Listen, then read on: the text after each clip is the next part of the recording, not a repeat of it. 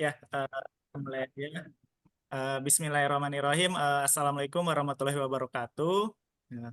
Selamat pagi Bapak Ibu peserta P2G Tadarus Pedagogi di sesi ketiga ya.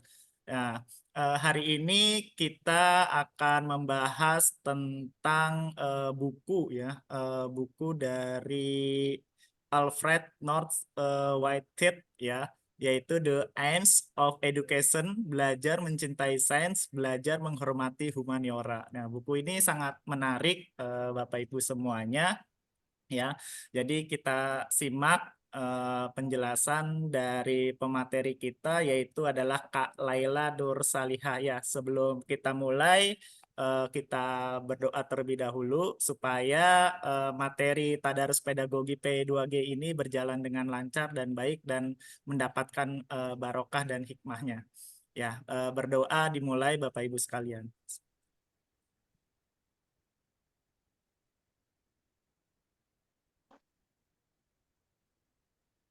Ya, selesai. Berdoa tidak dibatasi ya, kita mulai saja. Mbak Kak Laila bisa mendengar suara saya Iya, iya. ya. Semoga kita semua di sore hari ini eh, apa namanya mendapatkan kesehatan dan barokah dari Allah Subhanahu Wa Taala ya, menjelang puasa kita tadarus untuk belajar bersama tentang pendidikan ya. Ya, Mbak Laila ini eh, dalam pengalaman berorganisasi dan juga pengalaman mengajar ya, yaitu di tahun 2000, saya membacakan CV-nya ya, Bapak Ibu sekalian semuanya, teman-teman P2G ya. Nah, di tahun 2012 sampai 2017 ini Mbak Laila kuliah di Universitas Negeri Yogyakarta ya, yaitu mengambil jurusan Teknologi Pendidikan ya. Kemudian Mbak Laila melanjutkan kuliah kembali ya untuk melanjutkan magister S2-nya yaitu di Universitas Pendidikan Indonesia UPI, yaitu dalam bidang pengembangan kurikulum ya. Ya, jadi terkait sekali tentang teknologi dan juga kurikulum ya, yang sampai saat ini juga masih banyak hambatan dan juga kendala ya terkait tentang kurikulum berbasis teknologi ini. Nah, penulis dari Mbak Elaila ini juga ternyata seorang penulis. Nah, dari penulis kolom cerita guru dan catatan dari Bandung Timur ya, Mbak Laila ya, yaitu Iya, Bandung Bergerak ID, dan juga ternyata juga pengalaman berorganisasi yaitu menjadi koordinator pengembangan kurikulum di tahun 2018 sampai sekarang ya, Mbak Laila ya, yaitu selain koordinator pengembang kurikulum juga sebagai operator sekolah di tahun 2021 sampai sekarang ya di TK Persis 75 Al-Ikhlas ya, Mbak iya, Laila ya. Ya, kemudian relawan di tahun 2019 sampai sekarang menjabat apa namanya relawan dari Lingkar Literasi Cicalengka RBM Kaliatas Cicalengka. Waduh, saya belum pernah ke sini tuh Mbak Laila, ke Bandung Timur itu. Lumayan apa namanya jauh juga ya kalau dari Jakarta atau Tangerang ya. Ya, iya. tapi sekarang sudah dipermudah sih melalui jalan tol dan lain sebagainya atau kereta cepat juga ya. Ya, silakan aja Mbak Laila atau Kak Laila untuk apa membahas materi bacaannya dari belajar mencintai sains, belajar menghormati humaniora. Ya, dipersilakan Kak Laila ya. Oke, terima kasih. Pertama-tama saya mengucapkan terima kasih kepada Bapak Ibu yang telah hadir pada kesempatan kali ini. Eh, Pertama-tama, mungkin saya akan berterima kasih kepada P2G atas kesempatannya, sehingga saya bisa mengulas gitu buku ini gitu, bukunya Bapak Alfred North Whitehead gitu, yang hidup 100 tahun yang lalu gitu. Nah, kenapa saya pilih The Aims of Education gitu? Eh, ini ceritanya pertemuan tidak sengaja gitu. saya menemukan buku beliau itu ketika saya mencari tentang aims of education gitu, tujuan dari pendidikan.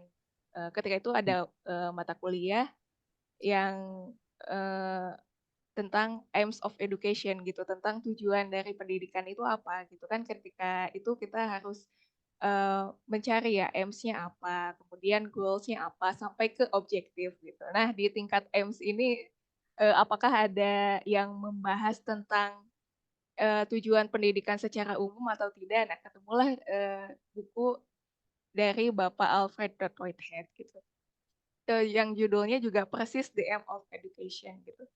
Nah, sebetulnya buku ini sudah terbit pada tahun 1929, malah lebih lama lagi gitu, pada tahun 1917, 1917 gitu, jauh sebelum saya lahir. 1917 itu dengan judul ini The Aims of Education, dan kemudian juga ini diterbitkan dalam beberapa sampul. Kayaknya saya ini ada beberapa sampul. Nah, ini versi Indonesianya. Saya membaca versi terjemahannya saja gitu, karena kalau yang lama-lama itu selain sulit mengaksesnya juga, saya juga kurang begitu ini ya dengan kertas yang lama gitu. Nah, ini judul bukunya.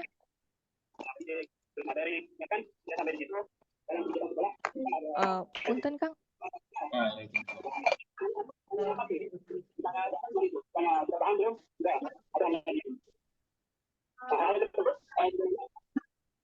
Nah, yang selanjutnya The Aims of Education ini identitas bukunya, dan entah kenapa versi Indonesianya itu warnanya begitu unyu-unyu gitu.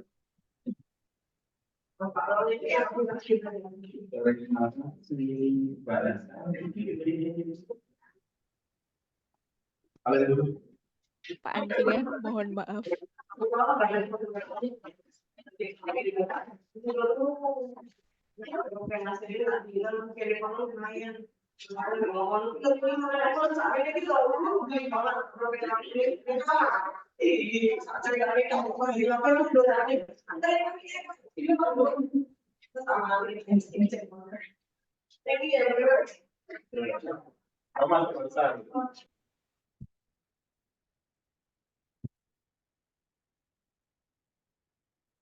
Ya, bisa kita lanjut ya.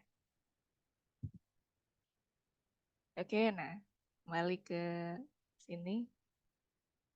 Bukunya itu tentang tujuan pendidikan. Penulisnya itu seorang filsuf matematika, yaitu Alfred Whitehead, yang dia lahir pada tahun 1861 pada abad ke-19, abad ke-18 ya. Dan kemudian meninggal pada abad selanjutnya, yaitu pada 1947. Salah satu muridnya itu adalah Bertrand Russell gitu. Dan ini tidak saya sebutkan satu persatu gitu.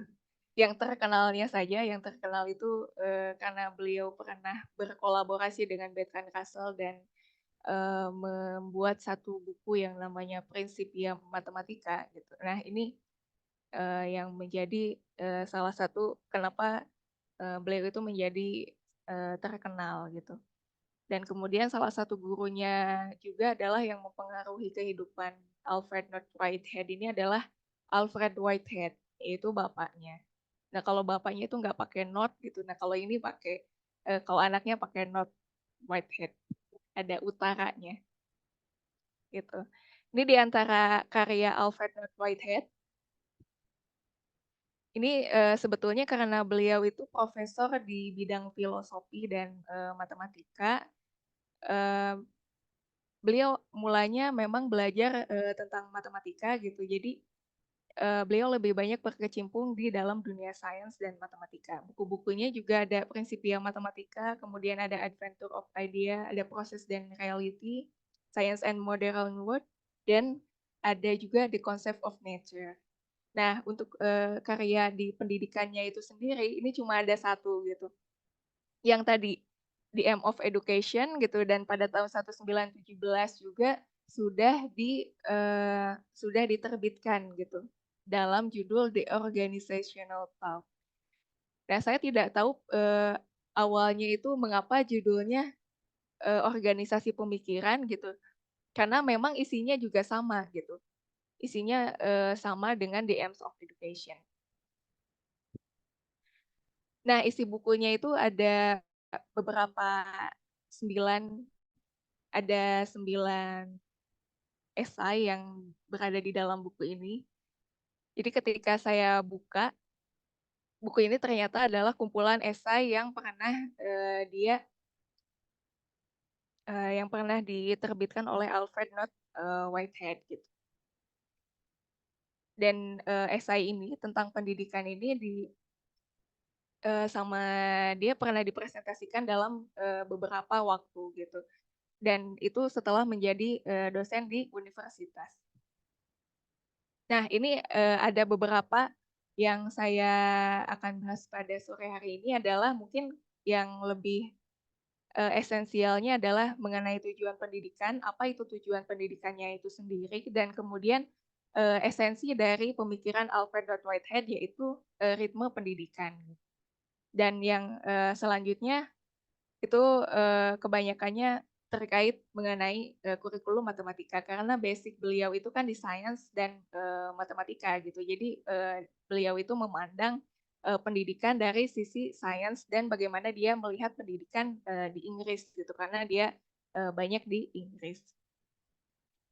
Nah ini, di sini ada, satu kutipan gitu bahwa tidak seperti karya, filsafat dan yang matematika yang lain gitu, dalam versi bahasa Inggrisnya pun karya Whitehead ini lebih, mudah gitu untuk dibaca gitu. Dan dia juga tidak, melihat tentang, bagaimana pendidikan dalam, kacamata orang pendidikan gitu, tetapi, dia lebih kepada bagaimana, menceritakan dia lebih menceritakan bagaimana pendidikan dalam kacamata Alfred North Whitehead gitu, yang lebih realistik gitu, dan, ditemukan dalam, sekolah-sekolah Inggris. Nah itu. Yang selanjutnya adalah, The Aims of Education.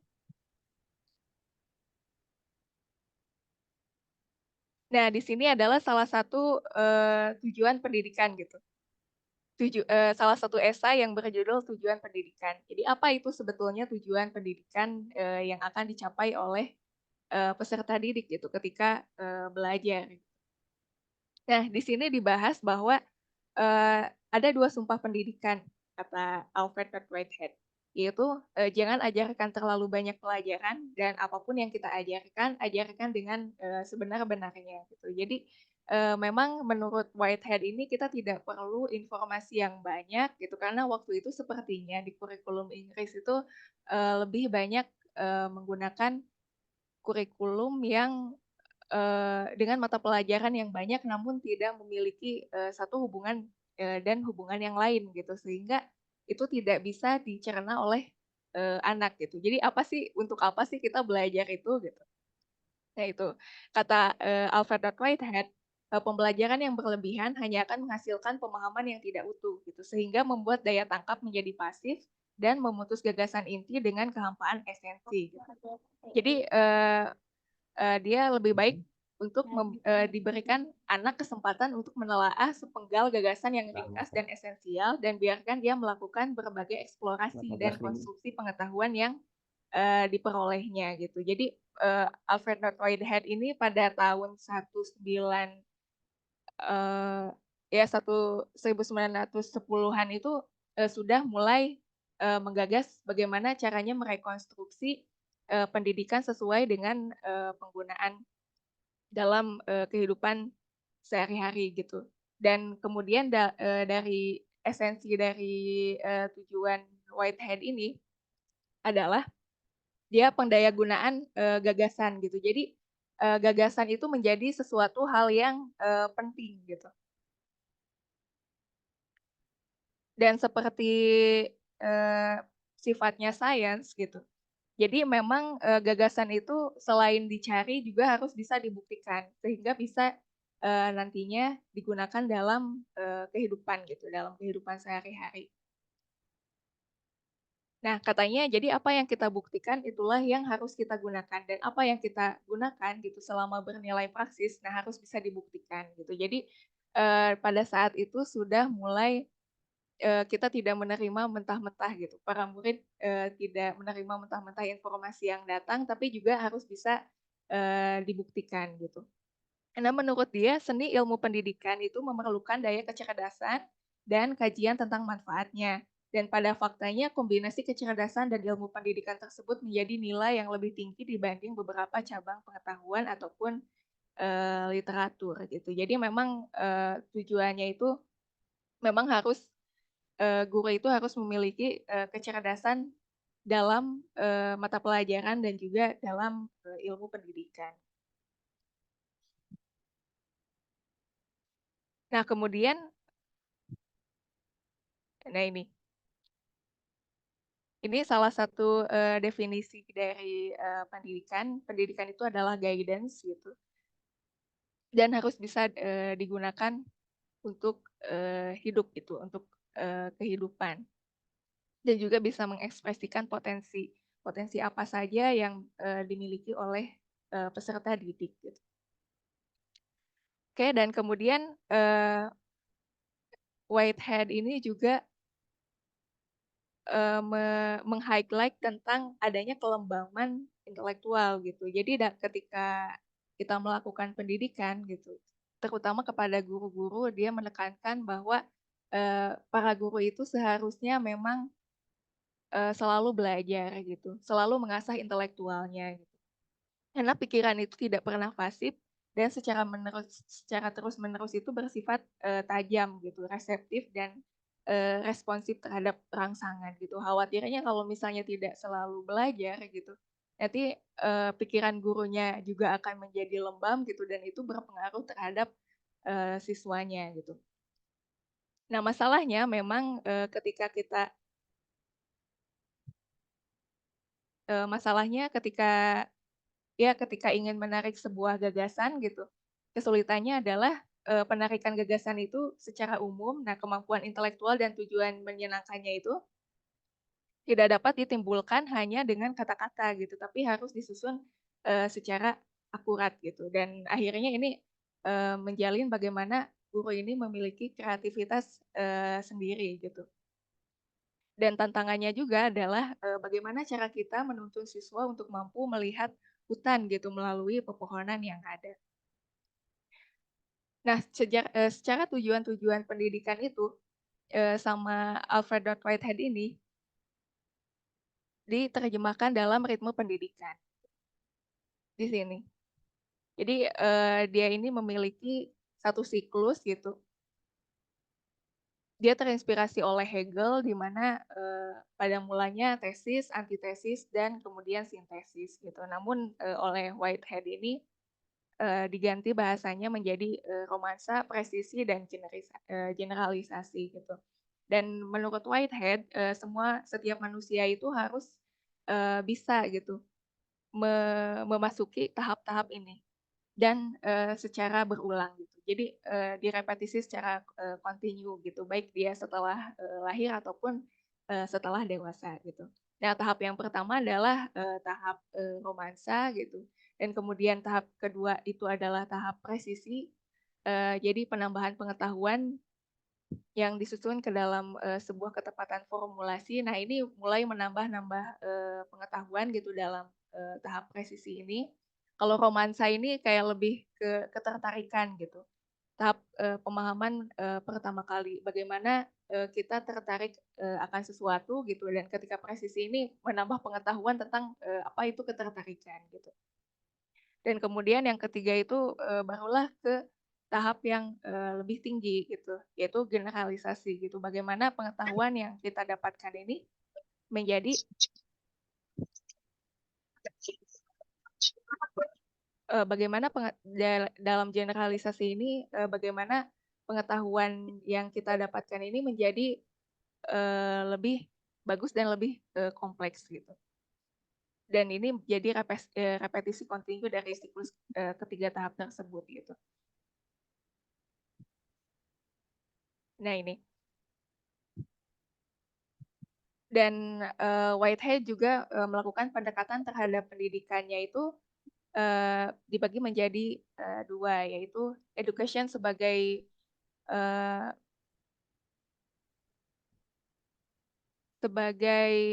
kreasi diri gitu, bagaimana kreativitas diri, dan kemudian pendidikan itu sebagai pengalaman yang sangat holistik gitu.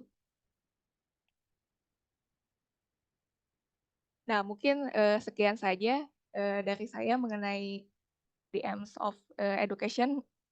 Mungkin lebih baik ada tanya jawab yang menyanggah dan menambahkan gitu. Terima kasih.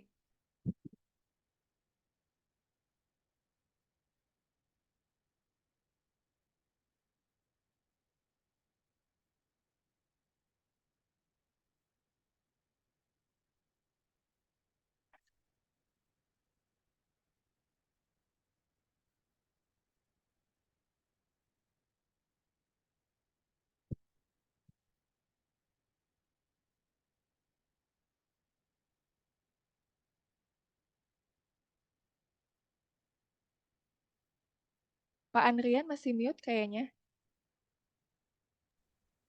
Ya, maaf sebelumnya ya, pembahasannya luar biasa sekali ya terkait tentang bukunya Alfred Knopf ini ya, yaitu dia mengkombinasikan ya antara ilmu saintik dengan ilmu humaniora ya, kalau tidak salah ya Kak ya, Kak Laila ya. Ya, Iya. itu gimana ya, bagaimana nanti tanggapan respon peserta didik ya terhadap ilmu saintik, kemudian juga tanggapan dari peserta didik terhadap ilmu humaniora seperti apa, karena ini merupakan kombinasi lingkungan pendidikan yang sangat cukup luas ya, karena apa namanya, memang ada perbedaan tetapi juga ada kesamaan gitu. Nah, kemudian juga memang Alfred ini seorang penulis ya, kayak kalau tidak salah tadi saya lihat paparan dari Kak Laila ini ya, dia seorang penulis aktif di masanya atau di zamannya, karena banyak sekali ia mengkaitkan hubungan ilmu sosial atau humaniora ini ke dalam apa namanya, ke dalam ilmu pedagogi ya, atau seperti ilmu pendidikan gitu yang ada di saat itu gitu. Jadi kita juga bisa merespon bahwa teman-teman antara pendidikan orang Indonesia dengan orang Barat itu sebenarnya ada kesamaan atau memang bisa dikombinasikan gitu ya. Tapi sepertinya teman-teman yang lain mungkin juga ada pertanyaan ya, kita diskusi saja dimulai ya. Ya silahkan teman-teman yang lain ya, ibu bapak semua yang ingin bertanya tentang bukunya Alfred Knopf Vietnam ini ya, silahkan ya. Ya, Pas Alfian Bahri, ya ada yang ingin ditanyakan Mas? Ya, saya Alfian Bahri. Langsung saja Ya, ya. ya, Itu kan ada kajian tentang humaniora dan ya. juga apa itu satu saintis apa Yes. tadi saintis Matematik, ya. ya matematik. Saya matematik dan humaniora. Padahal itu kalau kita lihat ada perbedaan paradigma antara dasar sekali itu kuantitatif dan kualitatif. Di buku itu apakah ada penjelasan untuk penjembatanan dari dua hal itu apa gitu? Kalau memang ada penjembatanan kok disatukan gitu, apakah itu benar-benar masih terpisah ataukah sudah jadi satu ataukah memang ada jembatannya? Nah, itu saya rasa perlu untuk kita highlight di sini. Saya belum menangkap poin itunya. Terima kasih. Ya, terima kasih Mas Alfian untuk pertanyaannya luar biasa sekali ya. Ya, kita tampung aja dulu. Ada yang bertanya lagi kepada teman-teman semuanya, ya, peserta P2G yang lainnya, silakan. Kalau tidak aja, nah nanti langsung dijawab aja kali ya Kak ya, Laila ya, pertanyaan dari Mas Alfian ini ya.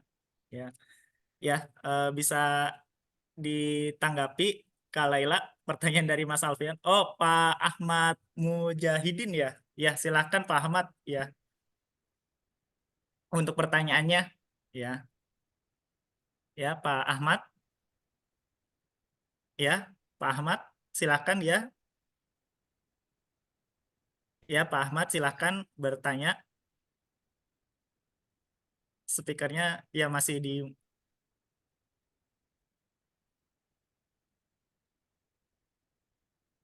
Ya, Pak Ahmad, silakan.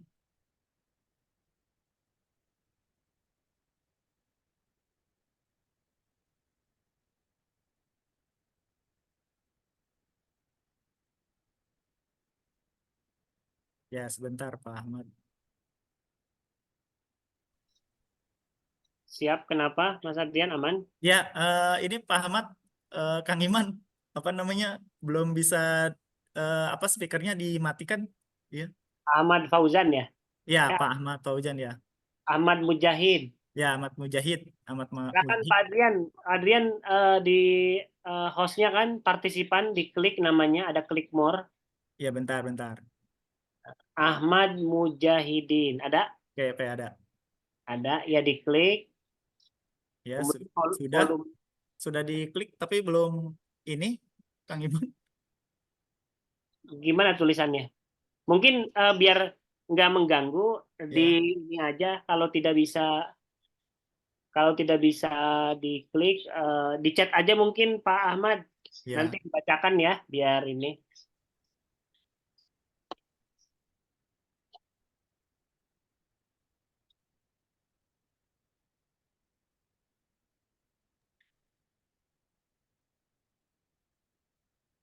Sambil menunggu Mas Adrian, coba Ya. dicoba di pas bagian Ahmad Mujahidinnya, diklik ada more. Iya, sudah saya apa namanya sudah saya unmute tapi nggak bisa ya. Apa keterangannya? Ini S to unmute, Pak. Yang Itu lain bisa gimana? kok. Mungkin dari Pak Iya. Ahmadnya. Oh, itu dari Pak Oh, Ahmadnya berarti ya. iya. Iya. Iya. Silakan dilanjut. Ya, Pak Ahmad, silakan kalau tidak bisa di apa on speakernya bisa bertanya di sesi kolom chat ya. Silakan Pak Ahmad Mujahidin. Oke, kita sambil menunggu Pak Ahmad Mujahidin memberikan pertanyaan, sebaiknya kita mulai dari pertanyaan Mas Alfian saja ya, Kak Laila ya. Iya. Ya, oke ya. Pertanyaannya tadi sudah bisa ditanggapi, Kak Laila. Apa saya bantu untuk menjelaskan pertanyaan dari Mas Alfian? Langsung saya Oh ya, ini aja. oke ya, Oke. silahkan ya. Itu ya sebetulnya itu adalah inti dari buku ini ya. Jadi bagaimana mendudukan sains dan humaniora gitu. Awalnya kan karena Alfred Whitehead ini dia profesor di bidang ilmu matematika gitu. Jadi menggunakan sudut pandangnya sebagai seorang matematika dan kaidah-kaidah sains gitu. Jadi memang awalnya setiap ada sesuatu harus dibuktikan gitu. Namun itu tidak menafikan hal-hal yang lain gitu di luar sains gitu, yaitu humaniora. Nah, kalau di buku ini dijelaskan ada beberapa bagian di bukunya ini seperti judul-judul kedudukan pembelajaran klasik dalam pendidikan gitu. Apa fungsinya pembelajaran klasik gitu dalam pendidikan? Dan kemudian bagaimana pendidikan teknik dan kaitannya dengan sains dan sastra gitu. Jadi memang masing-masing mata pelajaran, masing-masing bidang keilmuan itu memiliki tujuannya gitu. Sehingga dia di dalam kurikulum itu diramu sedemikian rupa agar sesuai dengan kebutuhan siswa. Misalnya sastra dan seni itu digunakan untuk mengekspresikan diri gitu. Nah itu jadi anak-anak teknik juga itu harus bisa gitu. Dia harus bisa mengekspresikan diri melalui seni gitu dan kemudian melalui sastra gitu. Jadi memang pelajarannya itu disesuaikan dengan kebutuhan individu itu sendiri gitu. Ya kurang lebih begitu untuk sains dan sastra gitu. Dan kemudian di sini juga ada kurikulum matematika gitu. Dan kurikulum matematika ini yang dibawa, yang kebanyakan kita tahu kan bagaimana teknis gitu kan. Teknis mengerjakan soal gitu, kemudian mengerjakan rumus gitu. Nah, kalau di Whitehead ini berpikir bahwa dalam matematika itu harus menangkap gitu. Ide besarnya itu seperti apa gitu, grand idea di balik hal-hal yang teknis itu apa gitu. Nah, itu yang harus diajarkan gitu, dan itu tidak bisa hanya sekedar mengandalkan rumus-rumus gitu, tetapi itu juga perlu kemampuan berbahasa gitu, dan itu hanya bisa diperoleh melalui sastra gitu. Begitupun dengan kreativitas gitu. Nah, Alfred North Whitehead ini dia juga sangat antusias gitu dengan materi-materi sejarah gitu. Kata North Whitehead ini, jadi dunia kita itu tidak akan bisa ada gitu tanpa ada sejarah-sejarah masa lalunya gitu. Jadi memang sebagai peserta didik kita harus dituntut gitu tahu apa saja sih kreativitas yang telah dilakukan oleh ilmuwan-ilmuwan sebelumnya gitu. Sebelum kita melakukan kreativitas baru gitu. Ketika anak-anak itu memiliki eh, bank gitu, kayak semacam bank cara yang lebih banyak gitu, maka dia akan dia akan ini ya, akan mengasah kreativitas yang lebih baik gitu daripada orang yang tidak memiliki cara-cara atau kreativitas orang sebelumnya gitu. Begitu pembacaan saya, Pak Alfian. Oke. Ya, saya menangkap poinnya. Saya menangkap poinnya, ada jembatan ternyata tetap harus kita orientasikan pada kebutuhan siswa tentang blended learning, mungkin itu yang bisa saya tangkap di sini, bahwa tetap harus ada perantara untuk mencapai jembatan itu, yaitu perantaranya itu tadi humaniora, sastra, dan juga apa itu pendidikan yang memang basisnya kualitatif gitu. Saya menangkap poinnya. Oke, dilanjut aja Pak moderator, itu ada yang tanya di kolom chat itu. Oke ya, Iya, terima betul. kasih ya Kak Laila dan juga Mas Alfian sudah memberikan pertanyaan yang luar biasa sekali ya terkait tentang bagaimana cara menghubungkan ya antara ilmu matematika gitu dengan ilmu humaniora. Nah, kemudian ini ada pertanyaan tadi dari Pak Mujahidin ya. Pertanyaannya saya berikan penjelasannya ya, Kak Laila, yaitu Pak Mujahidin ini ternyata senang matematika, tapi matematikanya tidak senang saya. Nah, kemudian di negara kita ada kecenderungan delivery matematika belum bisa memantik antusias peserta didik atau siswa, masih cenderung monoton dan terkadang soal belum ramah kepada siswa. Nah, itu nanti tanggapan Kak Lea sendiri bagaimana ya cara belajar matematika yang menyenangkan ya mungkin ya, karena memang matematika juga ternyata ada rasa kebosanan juga bagi peserta didik atau bisa disebutnya dengan monoton gitu ya, sama seperti sejarah ya.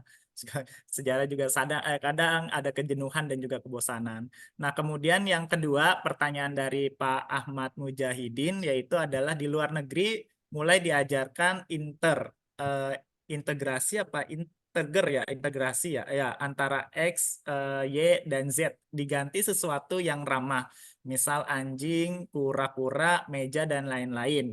Belum lagi terkadang tidak konstekstual. Mereka belajar materi matematika di kehidupan untuk apa? Nah, ini pembelajaran matematika dalam kehidupan sehari-hari itu seperti apa sih menurut tanggapan dari Kak Laila? Ya.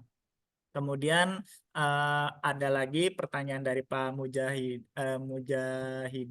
Mujahidin ya terkait dugaan anak fobia matematika bisa diawali dari intimidasi soal, kemudian delivery yang tidak bisa memantik antusias, selanjutnya menjadi cemas. Kemudian lalu semakin lama fobia di psikologi dikenal dengan istilah desensitisasi ya.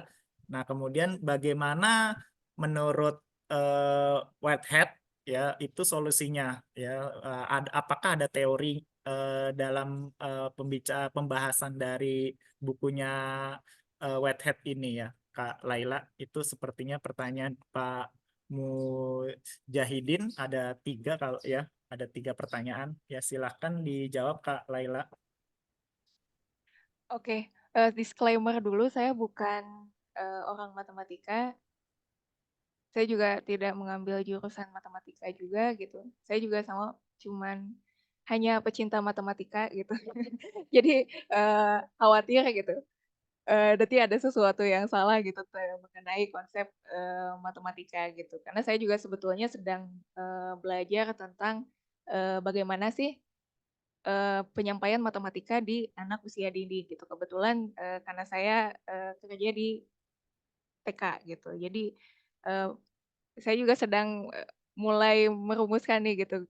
Sebetulnya apa sih esensi dari matematika gitu. Karena kan menurut orang matematika itu kan eee, dunia ini memang perlu dimengerti gitu dengan matematika gitu, yang begitu abstrak gitu kalau di tingkat yang lebih tinggi. Nah, bagaimana caranya kita mengajarkan yang abstrak-abstrak ini gitu. Itu memang ada satu kesulitan tersendiri ya untuk delivery mengajar matematika di ruang kelas gitu. Ya sampai ada yang namanya kecemasan terhadap matematika kan gitu. Ini ada sih khusus gitu, bukan fobia matematika, jadi mathematics anxiety gitu kalau nggak salah namanya. Dan itu juga tidak terjadi di negara kita saja, tapi di negara lain juga itu ada semacam anak itu memiliki kecemasan tersendiri terhadap pelajaran matematika gitu. Berarti sebetulnya itu bukan bukan salah anaknya juga, kadang nggak salah gurunya juga gitu. Jadi mungkin matematikanya itu sendiri kali ya. Gitu. Nah di sini juga ada di Whitehead juga ada membahas khusus tentang kurikulum matematika gitu. Ya di sini saya bacakan ya. Nah, apakah bidang ini pelik gitu? Nah, karena memang pandangan orang itu mengenai matematika ini memang begitu pelik ya. Secara keseluruhan bisa dikatakan demikian, katanya gitu. Nah, subjek seperti yang Anda dipikirkan dan buku-buku siswa matematika itu pelik. Ini dilakukan dengan menyimpulkan hasil khusus yang tak terhitung dari ide-ide umum, masing-masing hasil yang lebih pelik daripada yang sebelumnya. Nah, di sini Alfred Whitehead ini bukan mempertahankan bahwa matematika itu sebagai mata pelajaran yang mendalam gitu. Jadi matematika itu emang udah cukup segitu gitu dengan dirinya sendiri gitu. Yang perlu ditekankan adalah bahwa alasan yang membuat sains ini menyenangkan bagi siswa adalah alasan yang menghalangi penggunaannya sebagai instrumen pendidikan, yaitu kekayaan deduksi yang tak terbatas dari interaksi yang saling mempengaruhi antara teorema umum, kerumitan, jauhnya ide-ide tempat argumen dimulai, berbagai metode, dan karakter abstrak mereka yang membawa kebenaran abadi. Nah, tentu saja semua karakteristik ini sangat berharga bagi siswa. Selama berabad-abad, mereka telah memesona beberapa intelek yang paling tajam. Satu-satunya komentar adalah bahwa kecuali untuk kelas pilihan, mereka berakibat fatal dalam pendidikan. Nah, murid-murid itu bingung oleh banyaknya detail. Nah, murid itu banyaknya kebingungannya itu oleh banyaknya detail tanpa relevansi yang jelas gitu, baik dalam ide-ide besar atau pemikiran biasa. Nah, perpanjangan pelatihan semacam itu dengan tujuan memperoleh lebih banyak detail adalah langkah terakhir yang diinginkan untuk kepentingan pendidikan. Yang saya bacakan ini adalah terjemahannya gitu, karena edisi Indonesia. Saya juga agak kesulitan membacanya gitu. Tapi memang yang banyak dibingungkan oleh matematika itu adalah banyaknya detail namun tidak saling terhubung gitu. Itu sih yang menjadi yang saya pikir Whitehead itu melihat itu gitu. Jadi banyak materi gitu, tapi nggak ada hubungannya gitu. Dalam teori kognitif itu kan ada ya teori sistem penyimpanan informasi gitu. Jadi anak itu bisa belajar bermakna apabila itu memang memiliki makna untuk dirinya gitu.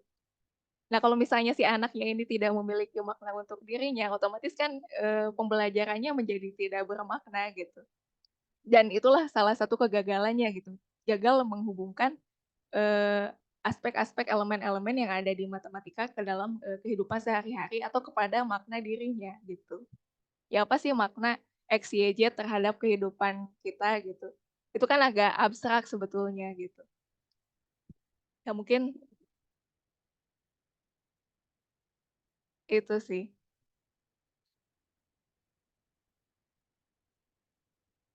Iya mohon maaf, itu jika yang salah matematikanya berarti ilmu yang lain. Enggak, maksudnya ini maksud saya sifat matematikanya itu sendiri gitu. Karakteristik matematika itu memang pelik gitu. Jadi memang memang karakternya seperti itu gitu.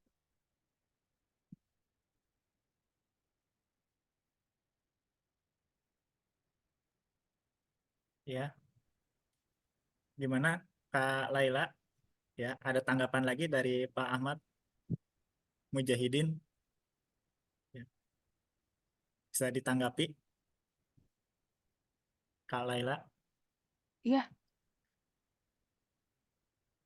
mungkin dari saya seperti itu sih. Ya, ya mungkin dari Whitehead itu. teman-teman P2G semuanya, ya ada yang ditanggapi atau ingin berpendapat lain, ya mungkin dari eh, pertanyaan dari Pak Ahmad Mujahidin, ya karena mungkin ini kalau menurut saya sih terlihat dari apa namanya kita bagaimana kita menggunakan strategi ya strategi pembelajaran matematika yang memang harus bisa menyenangkan peserta didik gitu.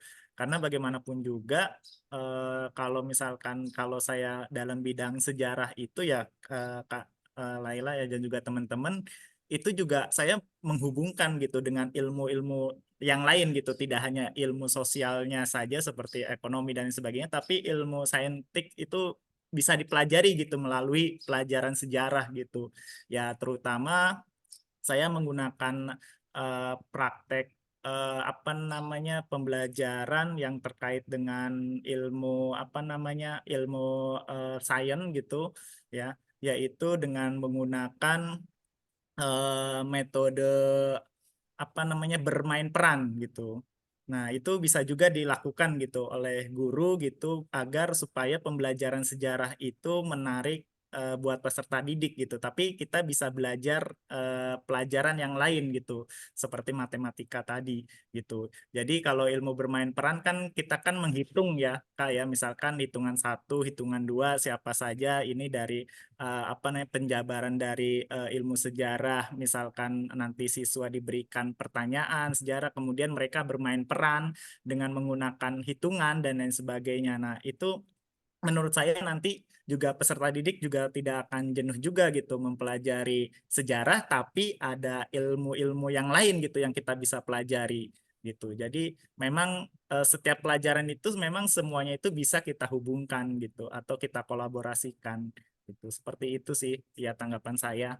Ya mungkin dari teman-teman yang lain ada yang ingin berpendapat lain gitu atau dari pengalaman mengajar dan lain sebagainya ya. Ya, silahkan ya ditanggapi.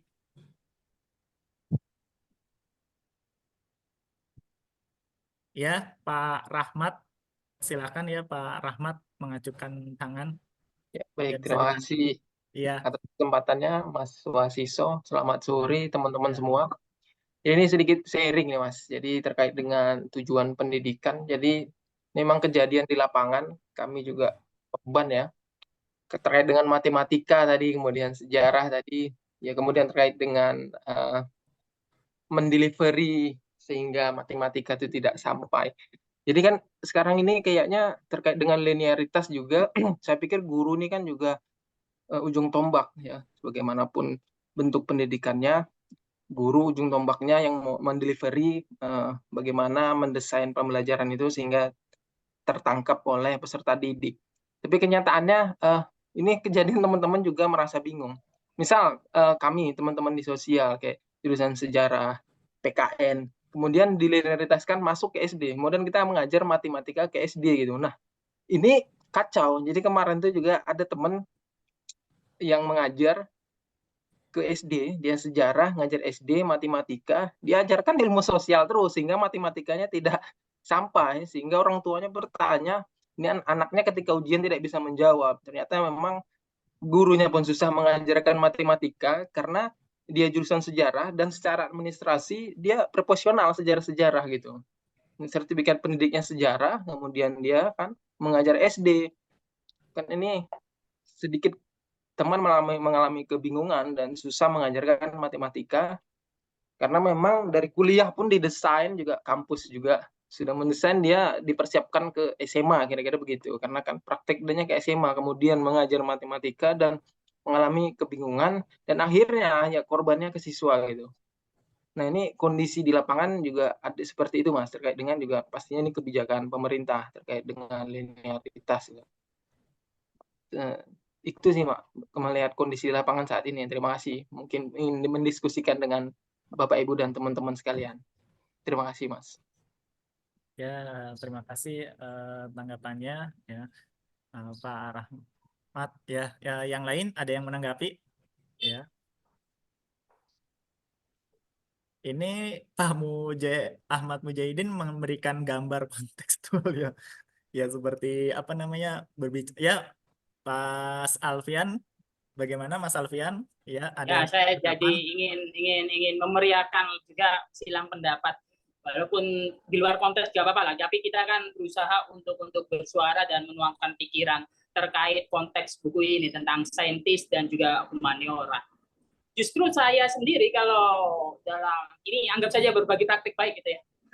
Saya sendiri kalau mengajarkan konsep-konsep berpikir dari matematika, itu intisarinya itu kan sebenarnya kelogisan berpikir, kerunutan berpikir, itu inti dari matematika sebenarnya. Sehingga masuk ke dalam ranah-ranah numerasi sekarang. Tips dan trik untuk menjadi jembatan itu, saya biasanya selalu membaliknya. Kan matematika itu biasanya terbagi dari dua ruas itu, kiri dan kanan. Jembatannya itu sama dengan. Kita selalu sibuk terkadang mengajarkan matematika itu sebelum sama dengannya yang diutak-atik. Lalu kita paksa menjadi sama dengan sekian. Itu kalau dibalik dalam metodologi yang lain, dalam praktik ajar yang lain lebih seru sebenarnya. Kita itu dalam mengajarkan matematika jangan terpaku sebelum sama dengan, kayak 3 tambah 3 berapa anak-anak? Jangan seperti itu. Karena itu terkesan menjadi doktrin dan menjadi kayak semacam satu pintu keluar. Itu mending dibalik menjadi 6, itu antara berapa tambah berapa atau berapa kali berapa, itu akan mengundang ke keanekaragaman pikiran, keanekaragaman kelogisan, sehingga siswa jauh lebih berpotensi untuk mencari jalan-jalan alternatif yang beragam itu. Dan cara ini sebenarnya bisa kita adopsi ke ilmu humaniora gitu. Ilmu humaniora itu kan selalu memberikan kayak semacam persoalan dulu itu. Kayak umpamanya contohnya kalau dalam pelajaran IPS, banyak orang nganggur gitu. Banyak orang nganggur ini kan fenomena sosiologis itu. Dalam materi IPS pasti dibahas. Nah, itu harus kita pahami sebagai setelah sama dengan. Nah, matematika sebenarnya pikiran matematika, grand pikiran matematika menjawab mengapa orang itu sampai menganggur. Nah, itu kan sebenarnya pola-pola sebelum sama dengan itu. Paham ya? Ruas sebelah kiri. Nah, siswa harus kita pantik menjadi hal semacam itu. Kita lempar-lempar masalah, lalu mereka silakan untuk mengurainya, silakan untuk mencari alternatif pembangun sampai ketemu sama dengan ini penganggur gitu. Sama di pelajaran humaniora lainnya, contoh-contoh lainnya gitu. Ini metode terbalik yang selalu saya terapkan, terutama dalam pelajaran sastra, pelajaran bahasa Indonesia. Saya selalu pantik setelah sama dengan. Nah, setelah sama dengan ini kan biasanya jadi. Nah, sebelum sama dengan ini tuh apa? Dan itu kerangka logis yang harus ditawarkan oleh peserta didik dalam keberagaman pikiran. Nah, di guru nanti tugasnya mengakomodasi itu, mencoba untuk meluruskan apa yang sekiranya tidak logis, mencoba untuk memberi alternatif pembangun lainnya gitu. Jadi lebih cair untuk mencapai titik setelah sama dengan. Itu sih kalau menurut saya dari jembatan yang saya tangkap dari antara sains dan humaniora ini. Jembatannya di situ. Saya rasa itu sih. Nggak tahu nyambung sama bukunya atau enggak. Tapi saya berusaha untuk mencoba menangkap hal-hal lain dari pembahasan kali ini. Gitu. Terima kasih. Ya, oke. Terima kasih sekali untuk jawabannya dan juga tanggapannya dari Mas Alfian. Ya, memang belajar matematika itu kita kalau di apa namanya pemerintah itu ya, itu memang harus numerasi. Numerasi itu kan artinya kan di mana banyak Masih Kak soal-soal belum? penjabaran, Jam 4 ya lebih sedikit penjabaran masih ada. matematika gitu ya. Ya terkait dengan itu soal penjabaran itu sebenarnya juga bersifat sosial juga gitu ya, antara pembeli, penjual, kemudian hitungan dan lain sebagainya. Ya seperti itu sih memang ya, kita kalau bicara matematika kalau hitungan itu ya apa namanya sah-sah aja, tapi sekarang kan kita belajar untuk numerasi ya. Nah, numerasi itu memang pertanyaannya itu atau soal itu memang apa nih seperti apa cerita penjelasan gitu antara hubungan sosial dan juga apa namanya perhitungan gitu antara penjual dan pembeli atau konsumen dan lain sebagainya gitu. Ya, ada lagi pertanyaan dari Pak dari Pak Ahmad Rijali ya. Pak Ahmad ya, silahkan ingin bertanya ya. Ya, terima kasih atas kesempatannya. Perkenalkan, nama saya Rijali Aroni. Ini baru bergabung hari ini. Kemudian disclaimer juga, mungkin ini tadi saya agak terlambat ya, jadi tidak mengikuti saat presentasinya. Tapi ini saya skimming sedikit untuk bukunya sendiri. Di sini saya menemukan quote yang cukup menarik ya. Jadi yang di halaman 10 ini kalau dari buku yang saya pegang, yang disampaikan oleh Whitehead tadi ya, tentang salah satu solusi yang disarankan oleh beliau ini adalah menghapus diskoneksi yang fatal antara dari subjek yang ada di kurikulum, seperti itu, dari masing-masing subjek yang ada di kurikulum.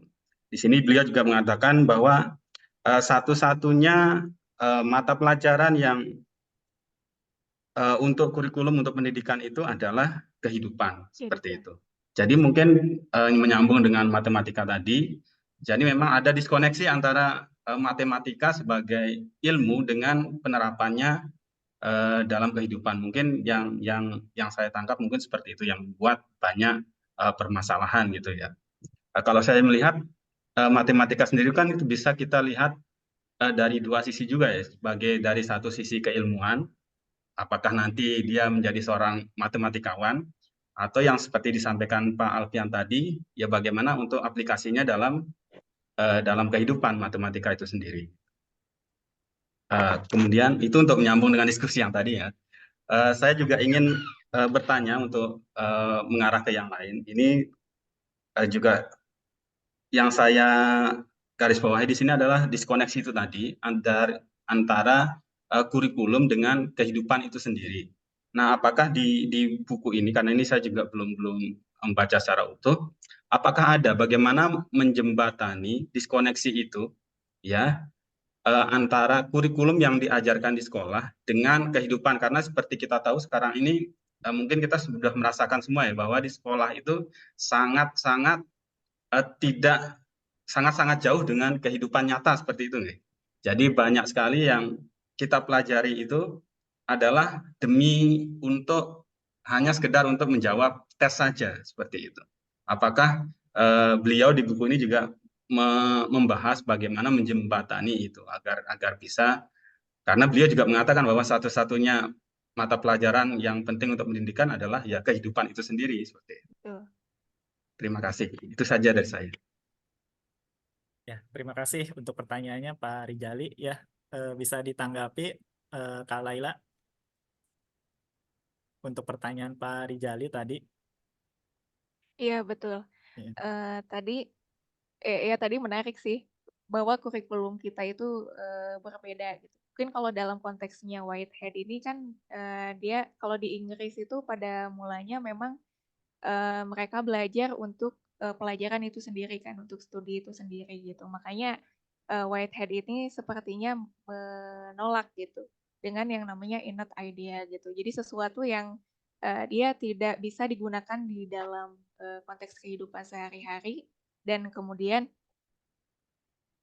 itu tetap diajarkan di sekolah gitu. Nah itu salah satu yang ditolak oleh Whitehead gitu. Makanya di buku ini juga ada penyebutan bahwa masing-masing sekolah gitu, masing-masing sekolah itu harus merumuskan apa saja sih kebutuhan untuk siswanya gitu, dan apa yang akan digunakan oleh siswa gitu setelah dia keluar sekolah gitu. Nah, di sini juga jadi kritik Whitehead gitu, di mana sekolah ini banyak terjadi seperti kalau yang dikatakan Pinar itu kan business as usual gitu. Jadi kayak kesibukan seperti biasanya. Jadi ya ketika guru-guru dan sekolah itu merancang kurikulum ya seperti biasanya aja gitu, tapi tanpa dilihat gitu ini kebutuhan akan masyarakatnya seperti apa, kebutuhan siswanya itu seperti apa gitu. Nah, itu juga yang dikritik oleh Whitehead gitu. Nah, salah satunya itu adalah melihat apa sih gitu kebutuhan dari siswanya itu sendiri gitu, dan pelajaran-pelajaran apa gitu yang dibutuhkan oleh siswa gitu. Dan saya pikir analisis kebutuhan ini tidak hanya dilakukan ketika awal pelajaran gitu, tapi juga ketika proses pengajaran ini berlangsung gitu. Jadi kadang kalau misalnya di kelas itu kan kadang ada, oh iya minat siswanya itu ke sini, ya berarti kita harus ikut kepada minat siswa ini kemana gitu, agar pembelajarannya ini begitu bermakna gitu. Jadi kita menghubungkan gitu, titik antara titik gitu. Jadi pemahaman siswa dengan pemahaman kita, dan bagaimana caranya menghubungkan antar pemahaman siswa itu agar tidak terjadi diskoneksi itu yang tadi gitu. Ya mungkin itu sih yang saya baca dari bukunya Whitehead gitu, dan itu sepertinya akan berpengaruh gitu ke bagaimana caranya kita mendesain kurikulum di sekolah gitu. Ya, Nah, terima mungkin itu, kasih Pak. untuk jawabannya dari Kak Laila. Bagaimana Pak tadi siapa? Nah, Pak Rijali. Oh, Pak Rijal ya. Rijali, Pak ya. Ya, Rijali ya. ya, Pak. Oke, Bagaimana terima tanggapan? kasih Mbak Laila. Ya. Oke, Apakah ya betul memang, seperti itu? oke, Oke ya. sedikit. Selanjutnya pertanyaan dari Pak Mas Ahmad ya, Ahmad Faujan ya. Mas Ahmad Faujan, ya silahkan. Ada yang ingin ditanyakan? Assalamualaikum warahmatullahi wabarakatuh. Ya, salam silaturahim ini saya dari mungkin cukup jauh ya dari sana. Saya dari Madura ini, dari Pondok Pesantren Al-Amin. Salam silaturahim sebelumnya untuk teman-teman ya. Luar biasa sekali pembahasannya ini. Mohon maaf saya ini kurang bisa on cam karena ada sedikit kendala. Ya, menarik tadi pembahasan tentang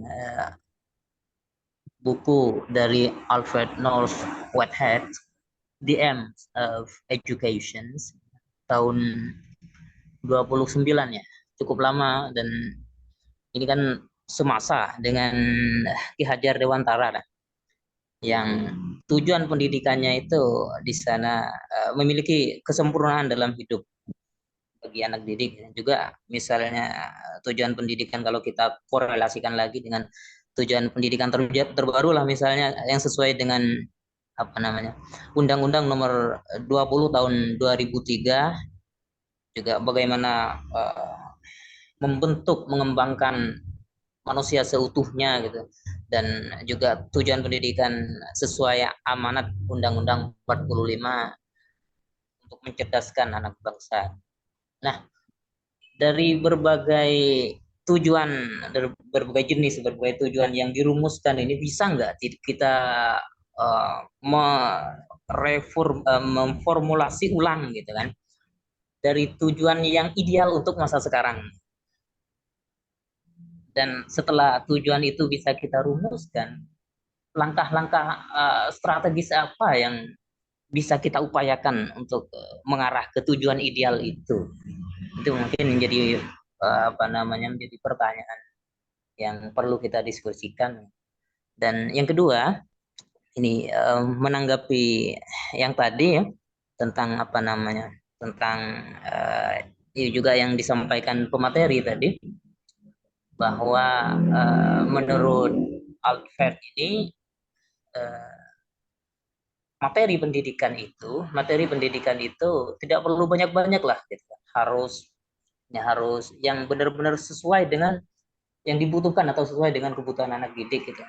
Ini juga menjadi dilema juga kan, walaupun ini juga banyak disampaikan oleh pemikir ahli pendidikan yang lain seperti Carl Rogers misalnya dengan teorinya significant learning misalnya, atau yang sekarang misalnya yang dirumuskan Mas Menteri itu materi esensial gitu kan, kita mempelajari materi-materi yang dibutuhkan saja misalnya.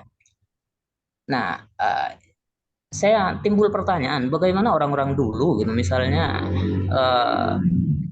Ibnu Sina lah, atau ini Averroes di Cordoba atau Ibnu Sina, bagaimana mereka ulama-ulama atau ahli ilmu saat itu bisa menguasai berbagai ilmu dari kedokteran juga filsuf seperti Ibnu Sina dan ahli matematika juga, bagaimana sebetulnya ini kan menjadi apa namanya, masalah yang atau solusi yang open ended ya sebetulnya saya kira, apa rumusan Mas Menteri sekarang tentang materi esensial itu, apakah itu bisa menjadi solusi atau malah menjadi pembatasan ilmu?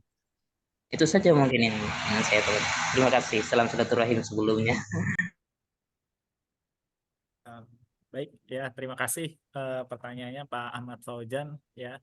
Bagaimana Kak Laila sudah siap untuk menjawab pertanyaan dari Pak Fauzan? Ini cukup mendalam juga ya karena berbicara tentang keilmuan dari para tokoh Muslim ya. Ya, silahkan ya Kak Laila.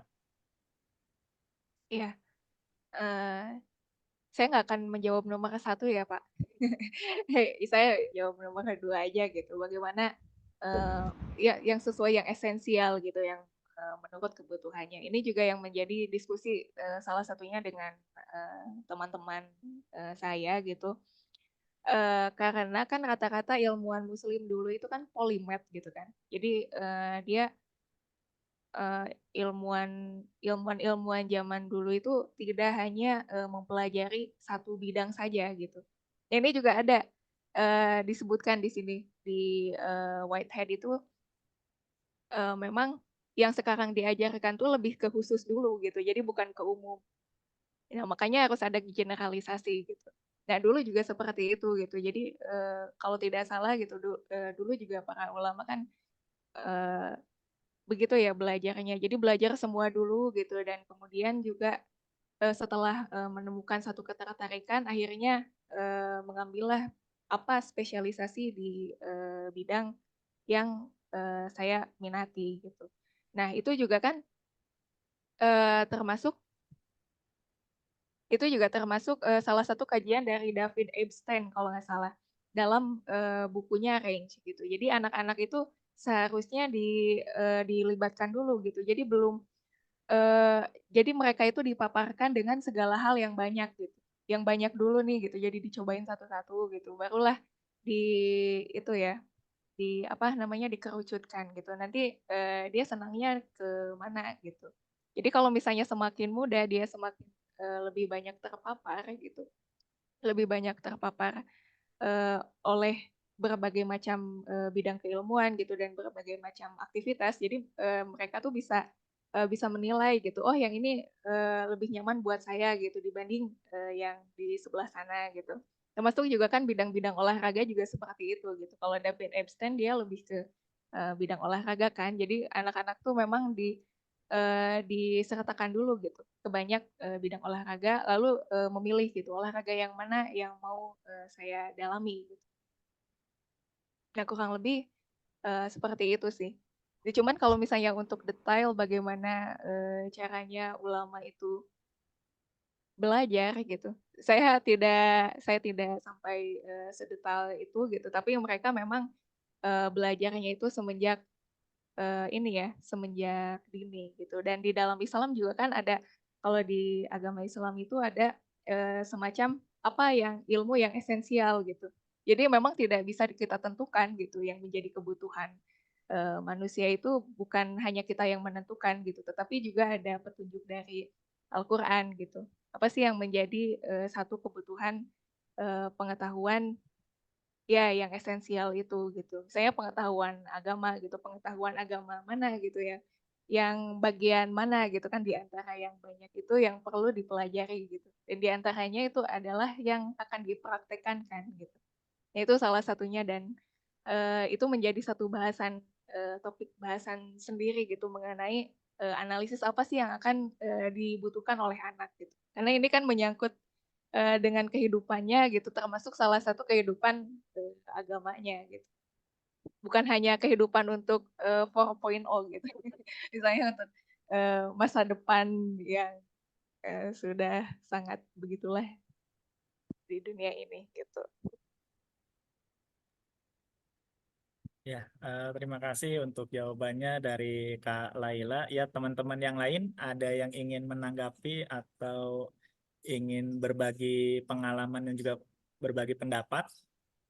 Ya, rekan-rekan. Ya, Pak Rijal, silahkan. Pak Rijal. Ya, terima kasih atas kesempatannya lagi. Ya, ini saya tadi banyak mendengar tentang memberikan yang sesuai kebutuhan anak-anak gitu. Ya, ini saya sharing sedikit, saya sebagai guru SD juga, dan sudah mempunyai dua orang anak, yang paling besar itu kelas 3. Nah, yang saya temukan, memberikan sesuatu yang sesuai dibutuhkan anak-anak itu sangat mudah ketika dilakukan di rumah seperti itu untuk anak sendiri. Kebetulan anak saya sendiri juga sekolahnya itu daring, tidak di sekolah formal gitu, sekolah daring yang hanya sebentar, jadi lebih banyak mengeksplor sendiri. Nah, di situ terlihat sekali bagaimana jadi apa yang dibutuhkan itu bagaimana dia menjalani kehidupan, terus nanti apa yang dia butuhkan untuk pendidikannya itu nanti sudah keluar kelihatan sendiri seperti itu. Jadi kita bisa memberikan dukungan. Nah, tapi ketika itu mau kita interpretasikan atau kita pindahkan ke lingkungan sekolah, itu masih terasa susah sekali gitu, karena memang kan di sekolah itu adalah model pendidikan massal gitu ya. Jadi untuk banyak banyak orang dalam satu waktu, ketika kita mau mencoba yang seperti itu, mungkin itu tantangannya adalah bagaimana kita memberikan apa yang dibutuhkan siswa yang bermacam-macam di sekolah dengan sistem pendidikan massal seperti ini. Dari pengalaman saya sekarang ini, mungkin karena pengalaman saya juga masih kurang gitu ya, saya merasanya kok agak pesimis, apakah bisa seperti itu gitu ya. Jadi akhirnya ya memang mau tidak mau akhirnya ya kita memberikan pendidikan, ya kurikulumnya apa, bisa dibilang kita tidak bisa maksimal itu untuk memberikan apa yang dibutuhkan oleh setiap siswa seperti itu. Jadi memang kembali lagi ke rumah sebenarnya, atau mungkin dari yang disampaikan Ki Hajar Dewantara mengenai 3 pilar itu, ya memang ya itu yang harus berjalan semua, keluarga, sekolah, dan masyarakat harus benar-benar aktif semuanya gitu. Oke, itu saja dari saya, menambahkan sedikit. Terima kasih. Kasih kembali ya Pak Rijali ya untuk pengalamannya ya. Ada lagi teman-teman yang lain ya berbagi pendapat dan juga pengalaman ya, supaya kita bisa mengetahui pengalaman dari rekan-rekan dan teman-teman semuanya ya, yang berada di lingkungan sekolah maupun juga di dalam mengajar dan lain sebagainya. Ya, silahkan ada yang ingin berbagi pengalaman atau berpendapat. Ada yang ingin bertanya kembali? Ya. Ya, silakan. Ya. Tidak ada, apa cukup? Ya, mungkin kalau menurut saya sendiri sih memang kalau untuk berbicara pendidikan itu memang bisa dikaitkan dengan kehidupan sehari-hari ya, terutama dari cara praktik gitu, praktik baiknya seperti apa, karena bagaimanapun juga kalau mengajar tanpa memberikan praktik kepada anak itu sama saja dengan apa namanya tidak memberikan pengalaman gitu, pengalaman bagi peserta didik. Tapi intinya memang kalau di sekolah negeri itu memang sulit untuk memberikan praktik ya. Ya karena memang kita itu, kalau saya sendiri ya di Suara sekolah negeri bocor, itu, Mas Jody di mute aja. Suaranya bocor. Mas Jody. ya.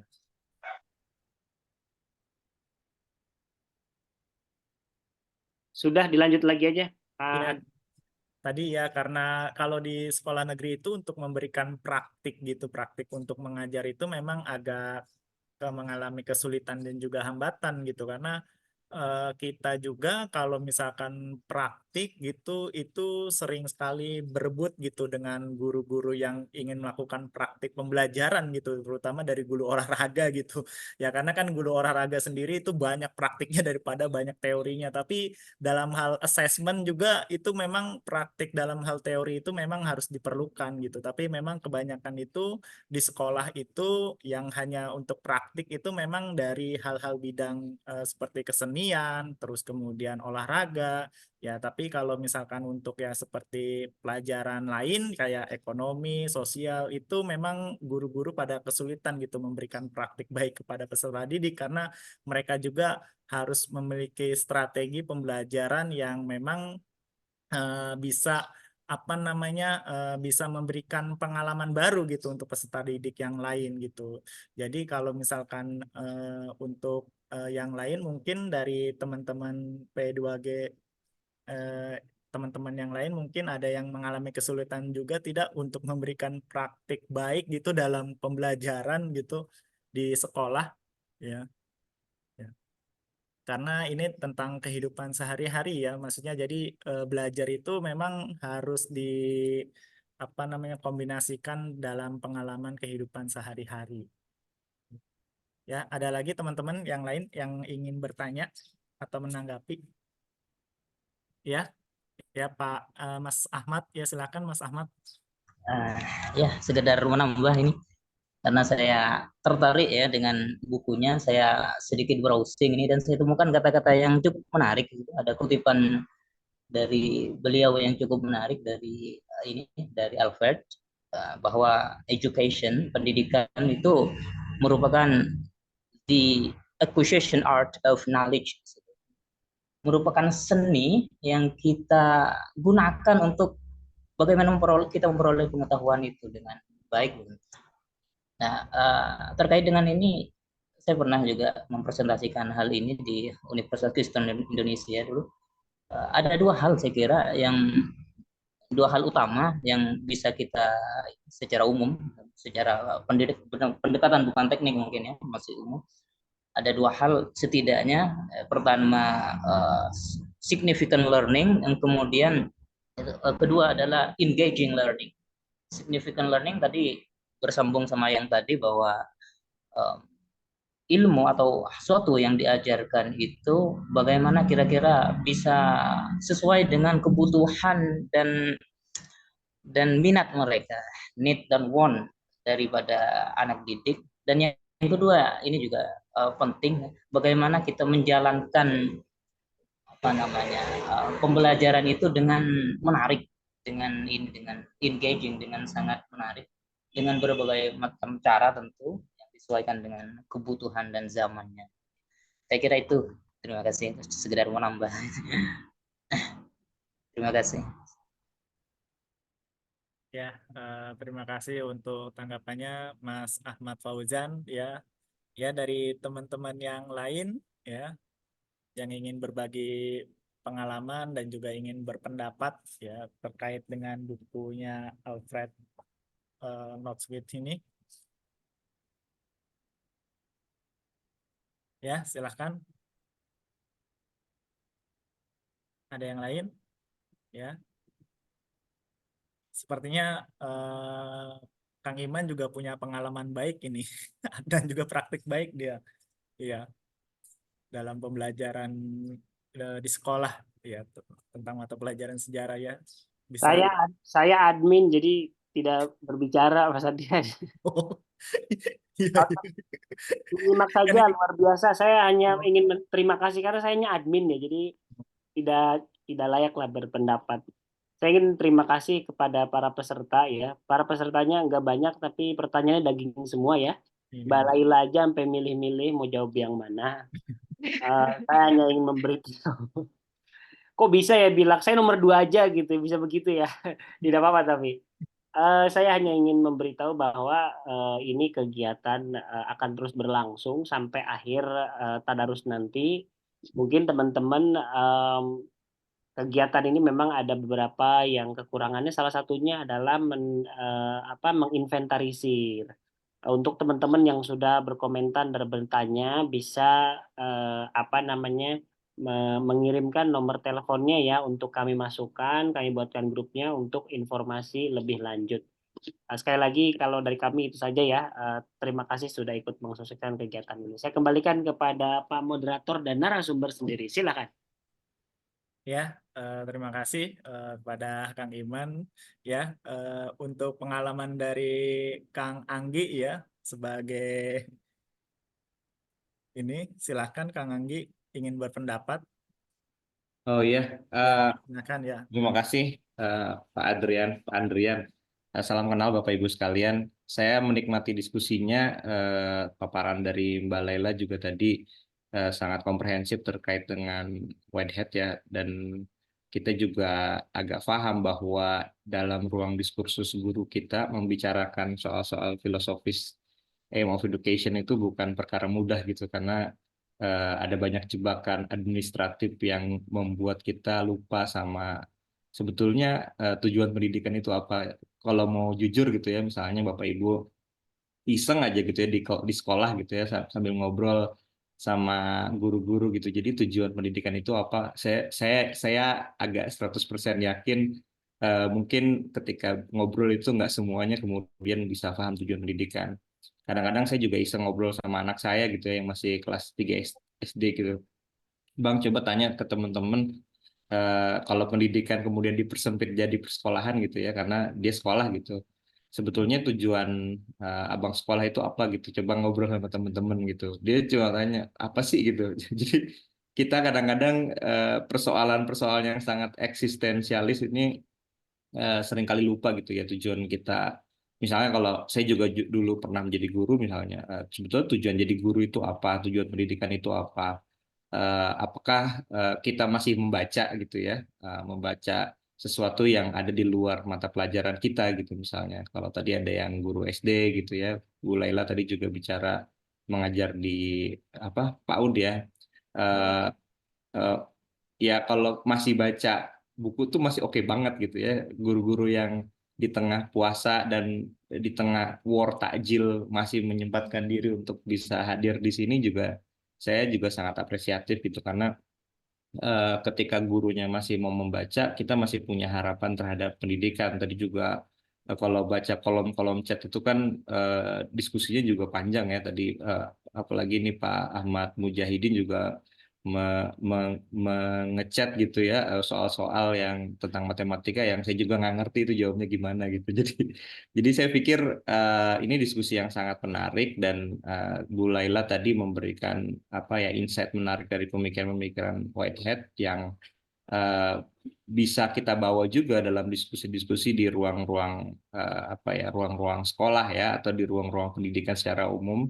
Dan ini juga menjadi bekal bagi kita supaya kita juga paham ya, di sini ada banyak dari pesantren tadi ya, nama-namanya juga sangat Islami sebagian gitu. Jadi eh, kan kadang-kadang kita ditanya itu apa sebetulnya tujuan kita hidup, kita aja kadang-kadang bingung kita ini hidup mau ngapain gitu. Terus ketika kita ditanya yang lebih lebih spesifik terkait pekerjaan kita, tujuan pendidikan itu apa, kita kadang-kadang juga bingung gitu ya. Ini diskusi-diskusi yang sangat apa ya mendasar filosofis, ini juga penting bagi kita gitu ya di tengah serbuan PMM gitu ya, kesibukan Bapak Ibu untuk upload berbagai hal yang secara teknikalitas mungkin pemerintah berharap Bapak Ibu bisa lebih sadar terkait tujuan pendidikan, tapi ya akhirnya jadi banyak jebakan ya. Mas Iman banyak mengkritik soal itu ya, dan mungkin juga kalau Bapak Ibu tadi Mas Umam juga minta kontak dan mungkin bisa dimasukkan ke grup, ya mungkin kita bisa lanjut dalam diskusi-diskusi kita selanjutnya gitu, karena dalam konteks tadarus pedagogi ini adalah tadarus pedagogi yang apa sudah 3 tahun, dan kalau tidak salah Bu Laila ini peserta tadarus pedagogi pertama yang bukan dari P2G ya, Bung Imam ya, Bung Iman ya. Jadi benar nggak, Bung Iman? Betul-betul, beliau peserta belum masuk P2G tapi langsung kita jadikan narsum ya karena Ya, ya itu juga, dan diskusi di sini juga diskusi yang saya pikir sangat egaliter, semua bebas mengeluarkan pendapatnya, dan di satu sisi diskusi yang tanpa iming-iming ya karena nggak ada sertifikat gitu di tengah serbuan player diskusi 32 JP gitu ya misalnya. Nah 40 ini sekarang 40 JP sekarang 40 JP gitu, saya juga ngebayangin 40 JP terus Zoom meeting efektivitasnya gimana gitu, karena kadang-kadang kan orang tutup kamera, udah bosen, secara psikologis juga kayaknya tidak bagus untuk duduk terlalu lama gitu. Ya mudah-mudahan diskusi-diskusi seperti ini bisa menyemarakan dan memberikan pencerahan. Kalau buat saya sendiri mencerahkan, ya mudah-mudahan juga membebaskan gitu ya. Mungkin itu saja dari saya, Pak Adrian. Terima kasih Bu Laila dan Bapak Ibu sekalian yang sudah aktif berdiskusi.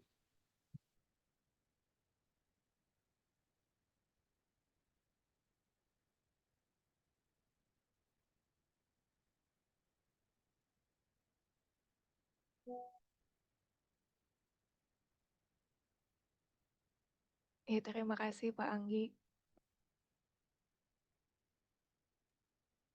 Terima kasih. Moderatornya mengantuk sepertinya itu. Coba maghrib. Halo Pak Adrian. Oke, Iya. Saya nge-free boleh ini nggak Pak? itu tidur deh kayaknya. Silakan ditanggapi Bu Laila, silakan. Iya, sebetulnya tadi kayak compulsory education gitu. Itu kan jadi sekolah itu pendidikan massa gitu. Itu juga yang menjadi beberapa minggu yang lalu menjadi salah satu, saya jadi penasaran juga gitu. Sebetulnya tujuan dari compulsory education tuh seperti apa gitu, atau memang untuk mencetak pekerja gitu, atau karena revolusi industri akhirnya manusia itu harus dididik dalam tanda kutip kayak gitu. Nah, itu juga yang bagaimana caranya kita memfasilitasi anak-anak yang sebegitu banyaknya, tapi dalam satu ruang kelas yang banyak gitu. Kalau di sekolah negeri mungkin 30-40 siswa ya, dan itu sepertinya tidak efektif gitu. Karena di TK aja sekitar 15 juga udah kewalahan gitu untuk menangani segala macam peserta didik gitu. Segala macam keriuhan dan masalah-masalah yang dihadapi oleh siswa gitu. Nah, mungkin itu sih saya juga jadi ya keingetan itu gitu. Compulsory education tuh sebetulnya bagaimana gitu. Iya, Itu kali kalau Pak. nyambung lagi Bu Laila, memang akhirnya kan karena konteks industri lah kita butuh yang namanya compulsory education dan mass education ya yang sifatnya massal, besar, seragam gitu. Dan kalau pakai perspektif kritis ya ibarat pabrik yang mencetak sosok-sosok yang memang dibutuhkan oleh pasar gitu. Dan dalam konteks Indonesia juga kita sangat terpengaruh sama teorinya human capital ya, Becker dan kawan-kawan gitu ya. Jadi eh, ada yang namanya return of investment ya. Jadi ketika kita berinvestasi besar di dalam pendidikan, maka kita akan dapat return yang besar gitu. Nah, yang jadi persoalan dalam konteks Indonesia, harusnya investasi itu ada di negara gitu ya. Karena pendidikan ini kan kalau pakai bahasanya sosiolog C. Wright Mills itu sesuatu yang public issues. Jadi ini milik bersama gitu. Kerisauan bersama. Tapi dalam praktiknya investasi pendidikan itu diserahkan ke kita sebagai orang tua gitu. Kalau Anda orang tua yang punya kapital, maka Anda bisa menginvestasikan sebesar-besarnya uang Anda, kapital Anda untuk mendidik anak-anak Anda. Akhirnya orang tua yang dari kelas menengah atas berinvestasi lebih besar pada anak-anaknya ya, ke sekolah swasta yang sekarang mahalnya luar biasa gitu ya. Les-les yang mahalnya luar biasa. Bahkan kalau kita lihat sekolah swasta elit itu kan waiting list-nya itu udah beberapa tahun sebelumnya gitu. Ini kan agak gila sebetulnya gitu. Nah, inilah problemnya sebetulnya. Akhirnya kita ada problem struktural itu. Sementara orang tua kan mengalami itu sebagai problem personal ya. Orang tua punya harapan kalau anaknya disekolahkan dengan baik, maka dia akan jadi orang-orang yang memiliki kecakapan di masa depan dan hidupnya nggak susah gitu ya, dapat kerja lah ibaratnya gitu ya. Tapi itu jadi problem lagi gitu karena kita tahu juga bahwa sekarang semakin tinggi pendidikan, justru banyak orang-orang yang tinggi pendidikan itu juga punya persoalan dengan peluang pekerjaan. Meskipun kalau kita mau juga lihat orang yang tidak bersekolah punya resiko yang lebih besar menghadapi kehidupan ini ya, tetap ya akhirnya, karena ada banyak jebakan yang dibuat dalam konteks masyarakat modern ini ya, dan konteks kapitalisme juga mendorong, kapitalisme neoliberalisme itu mendorong juga orang-orang untuk lebih banyak spending more untuk edukasi, tapi kemudian lupa sama yang dibahas sore Mbak Laila pagi ini ya, sore ini ya, terkait dengan the aim of education itu ya. Orang tua juga nggak tahu aim of education. Ya aim-nya adalah ya untuk dapat pekerjaan, itu kan sederhananya, dan kita juga mengamini itu, orang tua ya, termasuk saya, mungkin nanti Bung Iman yang anaknya masih kecil ini pasti udah mulai gimana nih sekolahnya gitu. Ya perlawanan ada lewat homeschooling dan lain-lain, tapi homeschooling juga dibajak juga oleh apa ya, kapitalistik ya. Jadi homeschoolingnya dikembangkan, dibuat semua orang tertarik, dan sebetulnya akhirnya jadi ya formalisasi lagi gitu. Mungkin bayar Mas, maaf. iya bayar. Bayar. Yang jebakan buat guru-guru sekolah negeri ya, ngajar 40 orang gitu ya. Berdiferensiasi buat sekolah guru negeri itu kan berat itu ya, karena berdiferensiasi itu menurut saya bias kelas menengah ya, kelas yang gurunya ada 2 gitu ya, yang dilihat dipantau anak-anaknya, yang dicatat gitu ya. Hari ini Andrian ini agak kurang mematuhi nih, Laila ini kurang bagus nih. Coba tanya di sekolah negeri, ada nggak yang catatan yang seperti itu gitu ya. Gurunya udah mabok dulu gitu, udah mabok kurikulum, mabok jumlah anak. Ya itu perlu difikirkan juga sih. Mungkin itu.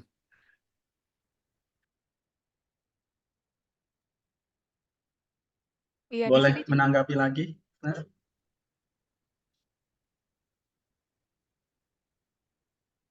Mangga. Oh ya, terima kasih. Ya, ini menarik Dari sekali ya tadi ya, dari tujuan pendidikan tadi sampai banyak disebut juga.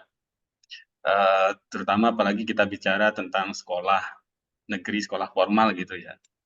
Ya, ini sharing juga, saya sendiri juga kenapa akhirnya memutuskan untuk tidak menyekolahkan anak-anak di sekolah formal gitu ya, karena udah masuk ke dalamnya gitu ya, jadi guru gitu, udah lihat dalam-dalamnya. Ya mohon maaf, jadi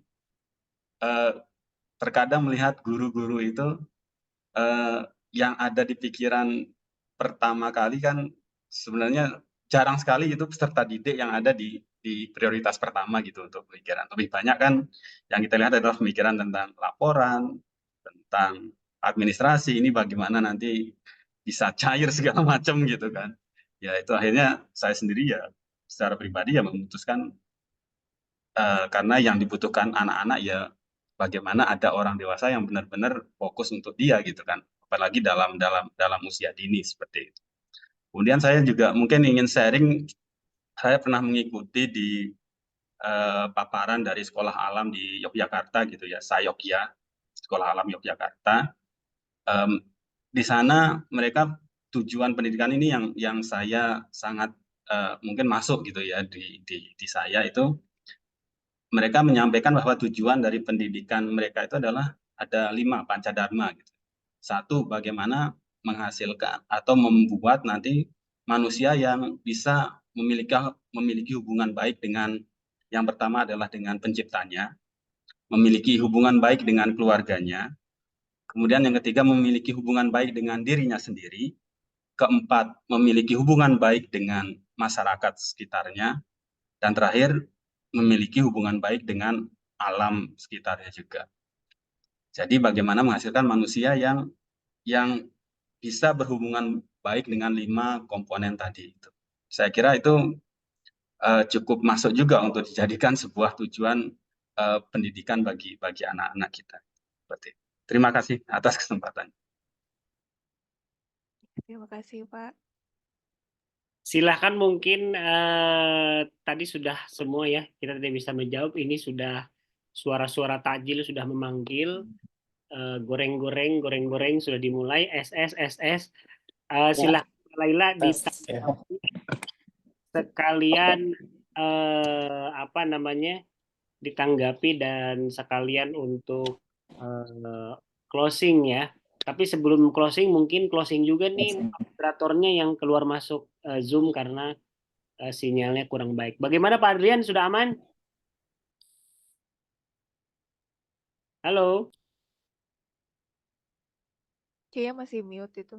Ya, halo, ya. Oh Ya, iya, saya tadi keluar masuk. silakan Ya, Pak sorry, gimana? Ya, moderator, diantarkan untuk narasumbernya closing gitu. Atau narasumbernya dulu closing, nanti habis itu moderator ya, silakan. ya.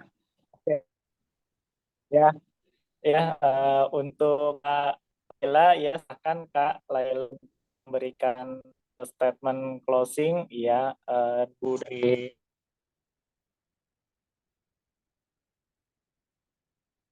Oke, baik. Ya, silakan. Ya, saya aja. Mungkin closingnya. Oh silakan. iya. Sebetulnya ini ada satu yang Ini.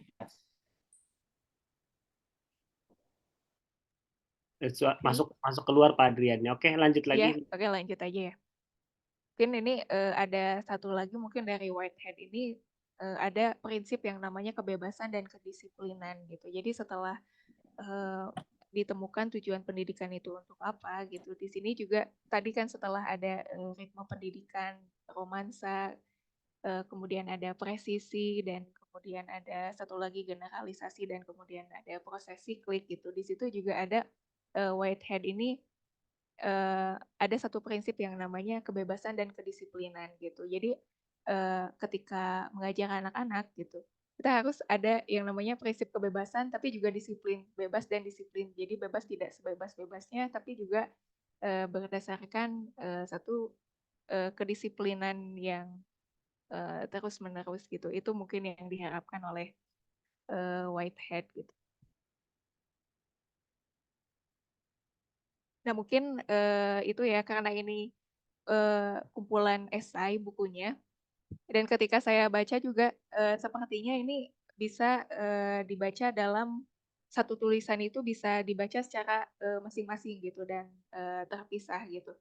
Dan untuk ini yang membuat saya kesulitan untuk mengakses idenya Whitehead ini adalah harus membaca buku-buku filosofis yang sebelumnya gitu kayak semacam filsafat ide, kemudian bagaimana filsafat prosesnya Whitehead gitu. Nah, mungkin itu menjadi PR-PR tentang bagaimana sih harusnya manusia itu belajar gitu menurut Whitehead gitu. Dan itu harus kita dan harus diakses juga melalui buku-buku filsafatnya gitu. Karena kalau di sini hanya esai tentang pendidikan dan itu hanya pandangan saya pikir itu adalah pandangan Alfred North Whitehead ini yang sekilas gitu dan hanya parsial gitu, belum begitu mendalam gitu. Nah mungkin itu saja dari saya. Terima kasih. Mohon maaf apabila ada kesalahan. Wassalamualaikum warahmatullahi wabarakatuh. Waalaikumsalam warahmatullahi wabarakatuh. Baik, terima kasih semuanya Pak. Salam sejahtera. Semoga kita semua diberikan kesehatan dan juga bisa ya mengikuti kegiatan ini di acara selanjutnya. Baik, itu saja dari saya selaku admin dari kegiatan ini. Kami tutup dengan hamdalah, alhamdulillahirrahmanirrahim. Acara ini saya terima kasih. Terima kasih Mbak Laila.